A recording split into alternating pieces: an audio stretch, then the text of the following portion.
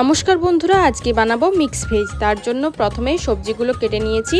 এবার সরষের তেলে দিয়ে দিচ্ছি জিরে ফোড়ন, তেজপাতা আর কাঁচা লঙ্কা ফোড়ন। এবার ফোড়নটা একটু নাড়াচাড়া করে তার মধ্যে কেটে রাখা পটলগুলো একটু নুন হলুদ দিয়ে ভেজে নিচ্ছি। পটলটা আগে থেকে না ভাজলে টেস্ট আসে না। আর দিয়ে দেবো বেগুনগুলো। বেগুন আর পটলটা আমি আলাদা করে ভেজে নিলাম। এবার বাকি সবজিগুলো এর মধ্যে দিয়ে দিচ্ছি। সবজিটা খুন্তি দিয়ে অল্প একটু নেড়ে তার মধ্যে দিয়ে দিচ্ছি নুন হলুদ, যাতে প্রপারভাবে সবজিটা সেদ্ধ হয়ে যায়। আর দিচ্ছি 1 চামচ পরিমাণ চিনি। তারপর দিয়ে দিচ্ছি গ্রেড করে রাখা আদা। এখানে দিচ্ছি টমেটো কুচি। আর মশলা বলতে 1 চামচ জিরে আর 1 চামচ ধনে গুঁড়ো। এবার সবজিটা অল্প একটু ভাজা ভাজা করে নিয়ে এর মধ্যে দিয়ে দেব আগে থেকে ভেজে রাখা মুগ ডাল। মুগ ডাল দিয়ে খুব ভালোভাবে নেড়ে চেড়ে তার মধ্যে জল দিয়ে এটা ফুটতে দেব 10 থেকে 15 মিনিট মতো।